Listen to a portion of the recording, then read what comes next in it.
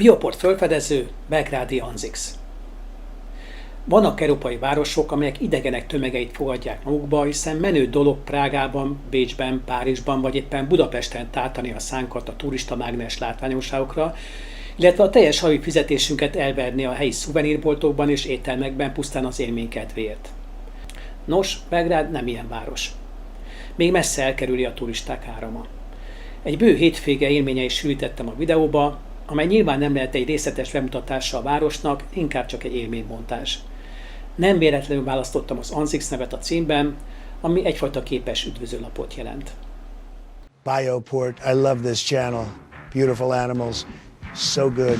Almost as intelligent as I am.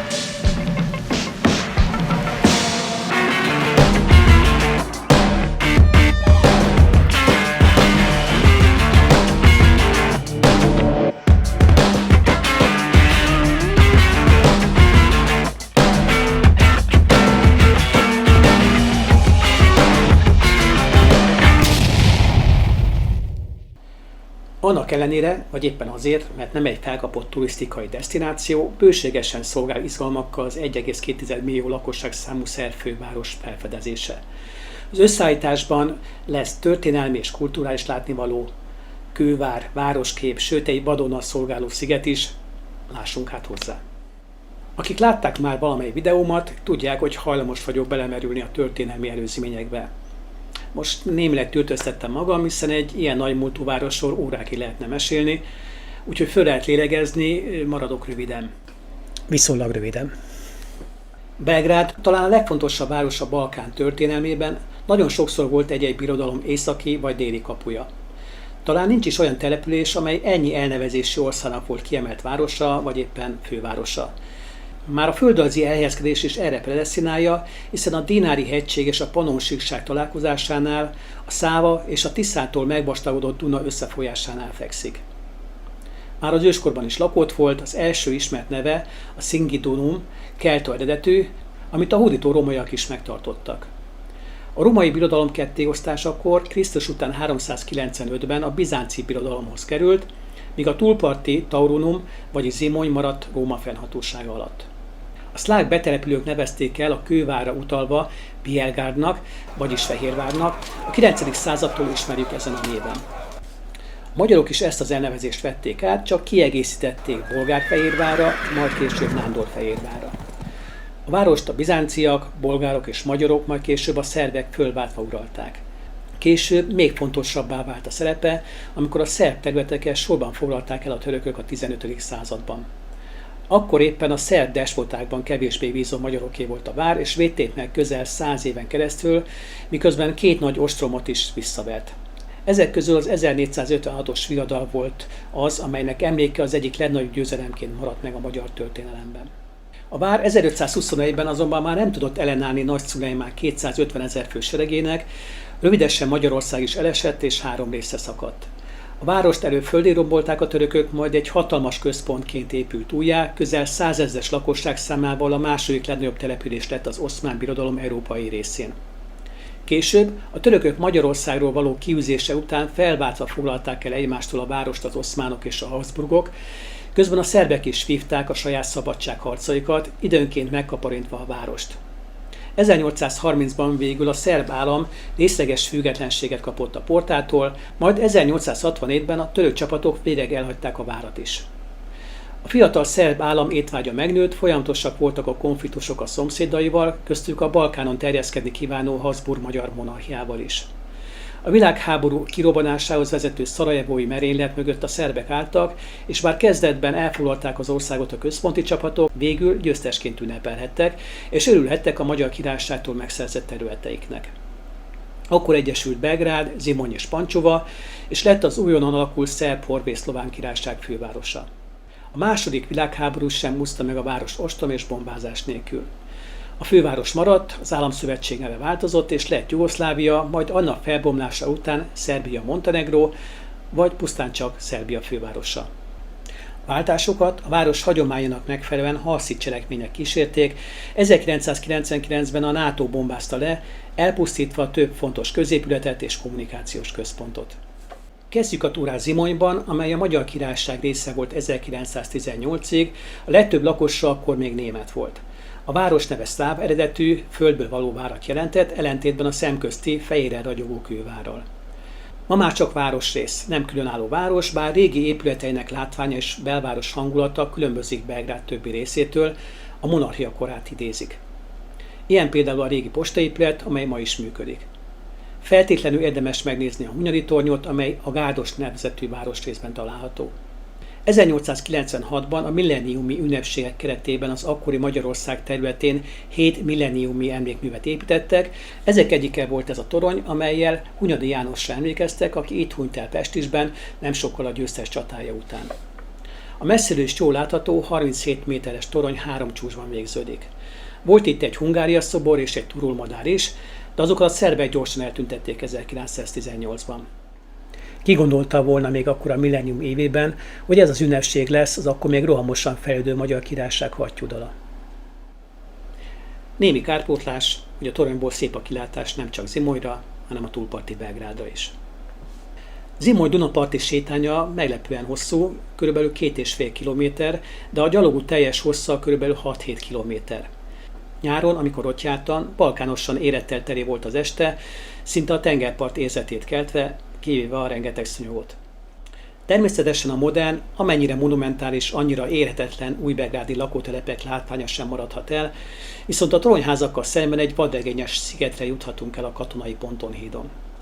Amúgy tényleg katonák őrizték, ami nem lehetett a legkeservesebb melló a seregben. Hogy miért katonák? Talán a neve miatt, hiszen nagy hadiszigetnek, vagyis Veliko Rátro Osztrónak nevezik, mert hajdan az ostromok során innen ágyúzták Nándorfehérvárt. Most nem ágyúállások, hanem egy Lidónak nevezett strand, kemping, nyaralók és egy madárrezervátum található a szigeten. Dunai gyerek vagyok, de engem is megdöbbentett, mennyire széles ezen a ponton a folyó. Nem volt nagy tömeg, véletlenül erre nincs is fölkészülve az előkelő hangzású neve ellenére szerény strand, de azt a fene se bánja, pont így hangulatos. Az erdei túraútvonal is kellemes, a kidőlt-bedőlt nyaralók látványa csak fokozza a sziget vadregényes hangulatát.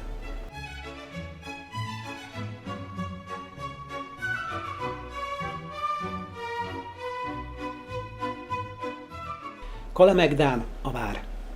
A város látképét valóságban és képletesen egyaránt uralja a Duna és a Száva találkozásánál emelkedő helyre épült hatalmas vár, amelyet több irányból is meg lehet közelíteni, magam a Nebojsa torony felől kapaszkodtam fel, a 6. Károly kapu mellett elhaladva, míg el nem értem az alsó vár keleti kapuját.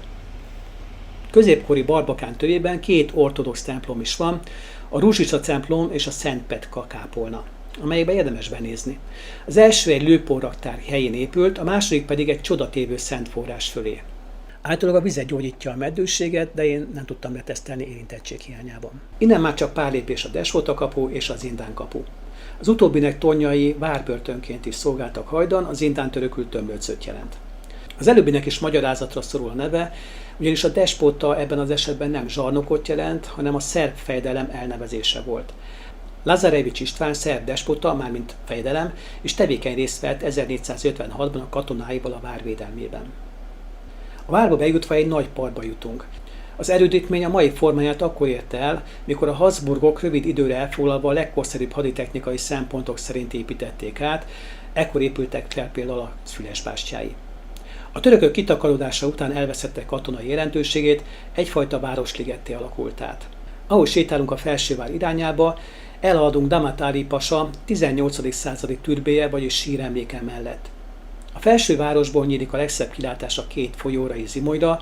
Itt látható Iván Mestrovics, szobrászművész 14 méter magas, 1928-ban emelt alkotása, a győztes, vagyis Pobednyik szobra.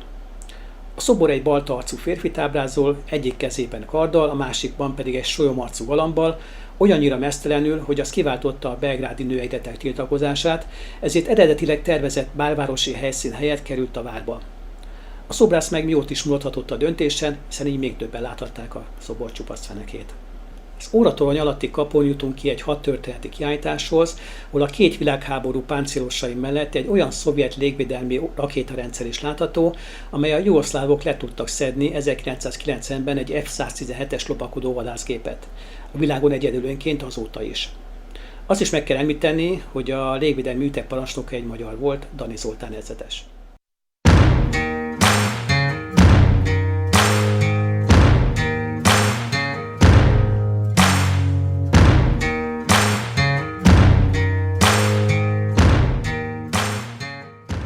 Belgrád, belváros.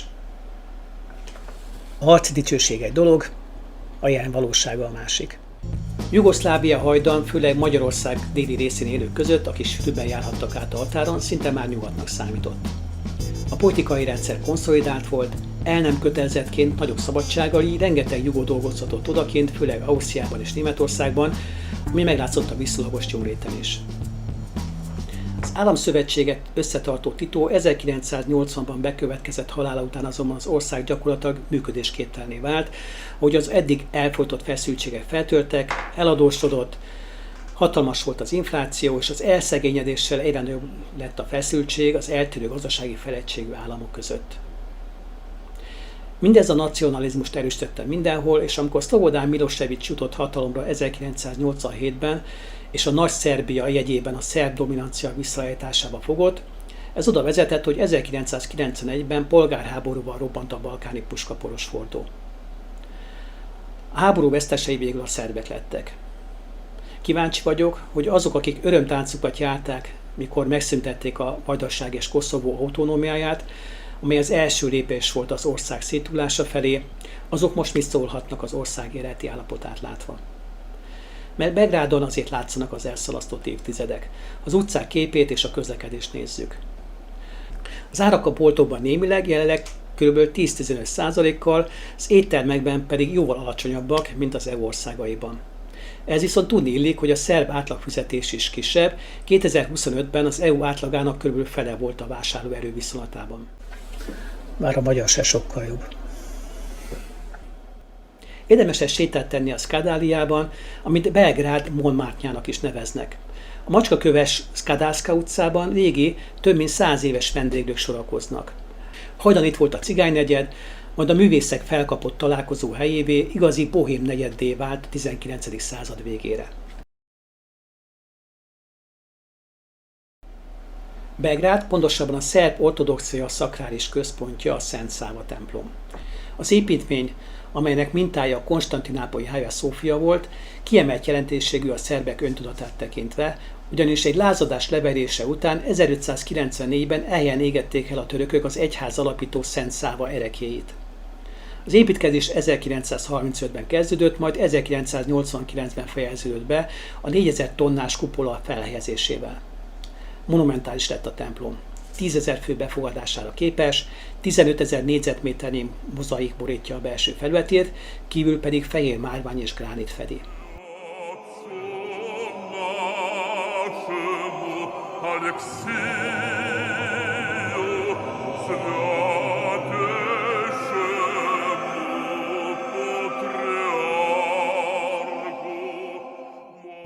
A szerb történelmi hagyományok másik fontos központja a Szent Márk templom, a Tasmajdan Park szomszédságában. Ezt is a 20. században építették, 1931 és 1940 között a koszovói Gračanica kolostor mintájára, vagyis a középkor hangulatát fölevelenítve. Koszovó a szerbek szemében kiemelt jelentőségű, a középkori szerb államiság központja volt a török hódításig, ezért is nehéz lemondaniuk róla, annak ellenére, hogy ma már többségében albánok lakják. Nem véletlen, hogy ebbe a templomba található Dusán Szilni, vagyis erős Dusán sírhelye, aki a 14. században uralkodott, és a nevéhez köthető a hajdani szerb birodalom legnagyobb kiterjedése a Balkánon. Belvárosba visszatérve érdemes megnézni a vasútállomást, illetve az azelőtt álló monumentális Nemanja István emlékművet, amely megint a kora középkori szerb állam megteremtéséhez kapcsolódik. Nemanja István valóla Magyar Géza és Szent István volt egybegyúrva. Ő volt, aki a 12. század elején egyesítette a szerb törzseket, majd miután a friss államot fiára, második Istvánra hagyta, a másik fiával, Szent Szávával kolostorba vonult. Ő maga se úszta meg a szentélyavatás Szent Simeon néven. Az emlékművet egy Dan Brown regényt is megszégyenítő mennyiségű szimbolikával látták el, többek között egy törött bizánci sisakon áldogál a király, amely a szerb államiság és Bizánc áhítatott kontinuitását hivatott jelezni. A 2021-ben emelt 80 tonna bronzból készült szobor némi politikai vihart is okozott a hatalmas költségei miatt, de tudjuk, a nacionalizmusnak sehol se olcsó áldozni. A szerb nemzetgyűlés építését 1907-ben kezdték meg neoreneszánsz stílusban, 29 év alatt sikerült befejezni. 2000. október 25-én a tüntetőtömeg elfoglalta, amely esemény Szlobodán Milosevic bukásához vezetett. Itt valóban mindig történik valami. Az utcákon néhol lehet látni a NATO bombázások nyomát is, például a Védelmi Minisztérium épületének még mindig csak a csontváza áll, hogy műemlékként emlékeztessen a szemükben terrorista cselekményre.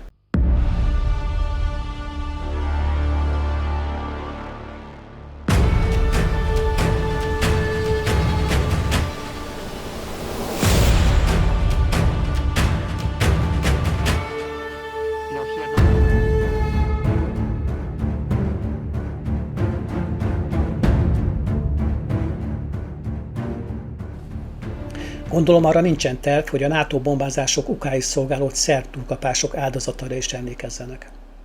Mindenesetre érdekesség, hogy 2025-ben felmerült, hogy az amerikaiak visszatérnek úgy, hogy Trump feje vásárolja meg az épületet, hogy azon 3 toronyházat építsen. Ez eléggé nagy fölháborodáshoz vezetett, végül az amcsik visszaléptek, és kárba veszett egy csomó kenőpénz. Estére visszatértem a nyüzsgő belvárosba, amely éppen olyan, mint sok más dél-kelet-európai ország fővárosának a sétáló utcája. Azért még megnéztem a hosszú török uralom ellenére egyedüliként fönnmaradt iszlám templomot, a Bayrakli mecsetet. Az 1575-ben épült mecsetet 2004-ben futballhuligánok gyújtották föl, válaszul egy koszovói szerb templom felégetésért. Mondom, itt mindig pezseg az élet.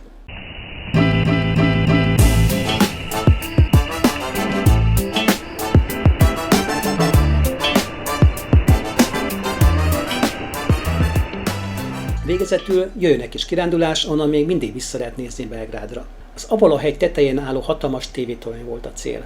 Már a név is jól hangzik, egyből a kelte Avalon, a földi paradicsom szigete ugrott be róla. A hegy 16 kilométerre található Belgrád központjától, a főváros lakosainak kedvelt erdei kirándulóhelye. Az 511 méteres hegy legmagasabb pontján található a fekete márványból készült ismerten katona emlékműve, amelyet egy régi váromjait eltakarítva építettek meg az 1930-as években. A tévétorony valóságos építészeti bravúrnak számít, a Balkán legmagasabb építménye. Az 1965-ben épült toronykeresztmetszet egy egyenlő oldalú háromszög, magassága 204,68 méter, a kilátó szintjéről kb. 100 km-re is el lehet látni a tiszta időben. Az 1990-es bombázás ezt az építményt se kímélte, hiszen tévétoronyról volt szó.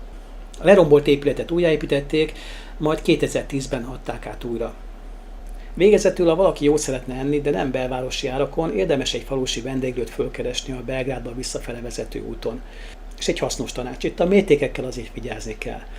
A kis adag, teszem azt mondjuk a Perskavica málá, az bőven elég egy férfi embernek. Hogyha mégiscsak ránk tukmálja a pincér, hogy hát nekünk azért egy verikák kell, tehát a nagy adag, azért készüljünk fel, hogy kihoznak egy akkora adag hústömeget, hogy szerencsére azért finom. Ennyit Belgrádról röviden. Azt talán látszik, hogy itt mindig történik valami, és a belünk élő történelem nyomaival folyton találkozunk úton útfélen a város utcáin. És jöjjön az értékelés. Kihívás 2. Hangulat 9, látvány 8, természet 7, kultúra 9, bónusz, a Perskavica, az 10, így a végpontszám 7,5. Ha tetszett a videó és még kíváncsi vagy hasonló úti beszámolókra, csak kövess a csatornát. És itt még érdekes állatokról is szó esik.